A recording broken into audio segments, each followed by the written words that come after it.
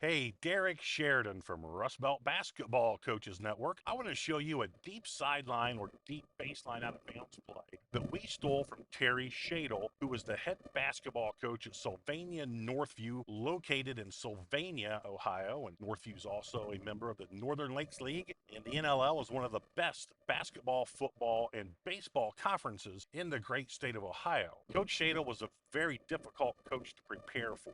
He ran a lot of really good stuff, and they were so good defensively.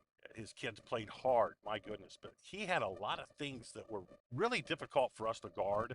To give you an example of that, we were 99.5% 2-3 zone, and there were some times where we had to play man to man against Coach Shadle's teams. One, because he had some great shooters, two or three on the court at the same time, and two, we just felt like it gave us a better chance to win, but its stuff was hard to guard. So I want to show you this. And we took this, and I'll show you in a couple minutes on my doc cam, some things we added to it over the years, but this is really good. All right, so continuing with Shadle, our low baseline, or I should say deep sideline or baseline out of bounds play, meaning it's over here below the foul line extended, or if it's a baseline or even sideline over here in the corner. So I've got three positioned here who usually took the ball out for us. This player here who is in the 4 position, you can position anybody you want anywhere here. If you're going to ISO a player, whatever, you can put a player here. Maybe you can put a player here whose defender has some foul trouble, which is I've always thought is a great idea. But here's your basic setup. And again, take this and make it yours. So the official's in the motion of handling 3 the ball. And here's how Coach Shadle ran this. 4 pops out. 3 hits him. And he sprints up. He's the release valve. 2's your best shooter. Here comes 5. And now 2 can read these screens, these 2 screens, these stagger screen actions. He can curl it. He can pop it. He can fade it. Of course, you've got 1 available for the slip. You've also got 5 available for a slip. I really like the simplicity of this play, as did our players. So let's look at some other things that we did out of Shadle. And your 3-man's here. So this was a lob option for 4. The official is in the motion of handing the ball. You've got your same action. But here we would run this against a defense who either top 3/4 the post or full fronted the post. And here's your lob. We're going to lob it to the corner of the backboard, and we did get some mileage out of that option. Backdoor option, there's several ways you can backdoor out of Shadle. And the way we did it more often than not was we went ahead and had our 2 sprint up, but we set our screens wider and much higher. And 2's only restriction here on the backdoor option is he cannot curl it. 4 has to cut a little bit higher off the baseline than normal.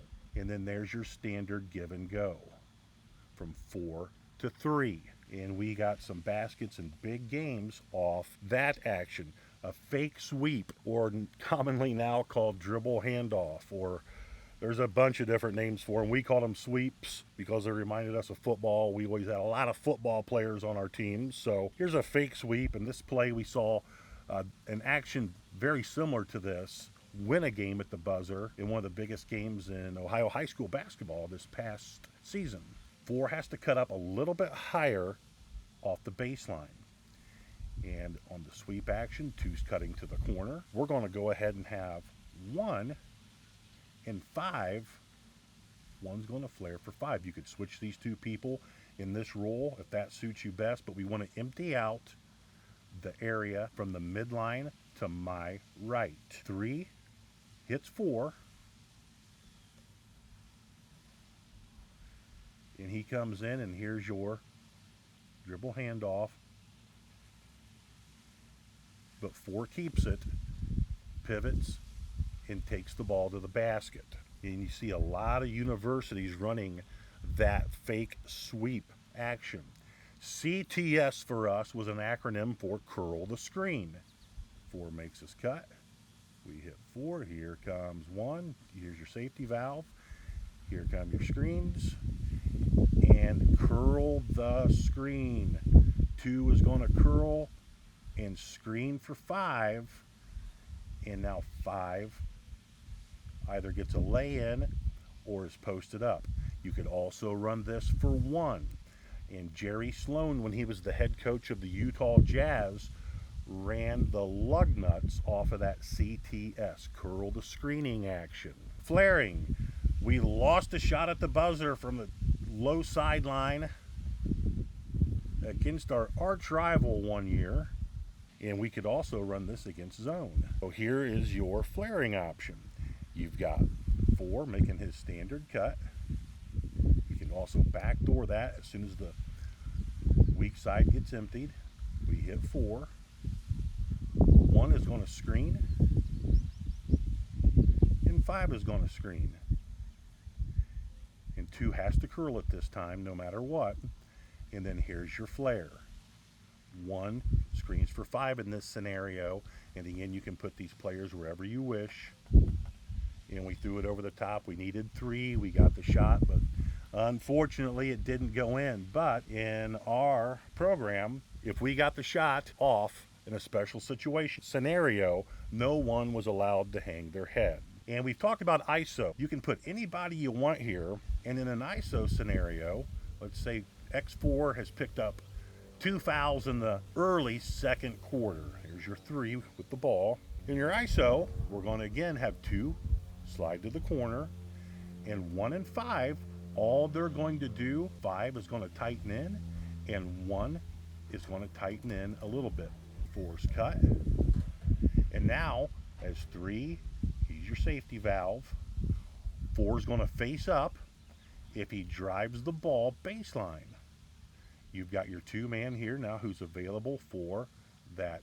We called it fist up, but I think commonly now it's called hammer, where 4 is going to jump out of bounds if he can't shoot the layup. Obviously the layup or a jump stop and power move is what we wanted most. There's your hammer action. He can drive it middle, which is fine, but what 1 and 5 are doing, they are waiting to see what happens with 4. If 4 jump stops here, 5 is crashing this way.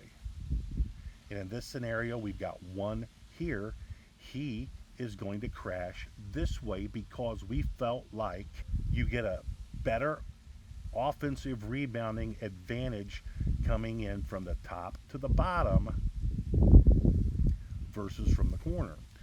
So as soon as 1 and 5 go, 2 and 3 have to get back in conversion defense. So those are just a few options that you can look at. Again, make this yours. This is the fun or creative ingenuity aspect of coaching that I miss. One of the things I miss the most. You can run your America's play. If you're going to run America's play, you cannot have a safety valve here or it blocks the action. So he's got to run the baseline if you're going to run America's play. And here comes your pipe cut, or what we called a vertical cut up the middle. 5, it could get a slip here. 4 could ISO drive the thing. 1 could slip it as he's the first screener. Another valuable option out of America's play. We've already talked about CTS, curl the screen. Here comes 2, and he back screens for 5. And then he pops. And 1 would simply widen out then. And 4 has run the baseline, and so 4 would be here. So that's an interesting way to get a layup. I have seen several games at the buzzer get 1 using this screen the screener action. So I hope you find this useful. Put this in your playbook, play around with it for the rest of the summer, and make it yours. Check out our website, check out our social media. If you find our information useful, you have no idea how greatly you help us when you like, subscribe, leave us comments on our social media platforms. That helps us immensely grow our Small Coaches Network. Check out our website, www.myrustbeltbasketball.com. If you're a true student of the game, you're going to like what you find. For $50 a year, you get a full membership. Full membership meaning you have direct access to all of our books, ebooks, clinic videos, all of our 4-quarter coaches clinics, everything, our podcast. You have access to all of it. You can rent our materials, and you can also pay by the month, and that's $5 a month. That's a significant investment into us helping you exceed your coaching goals. Hey, God bless. So you can see they're in a box formation, low sideline out of bounds play, and they send the ball side block to, here goes your triple screen. The inbounder steps in as a release valve. This action here between, looks like 20 and 12, that's commonly part of the chin offense. You've got a screener and a shooter rolling up behind him.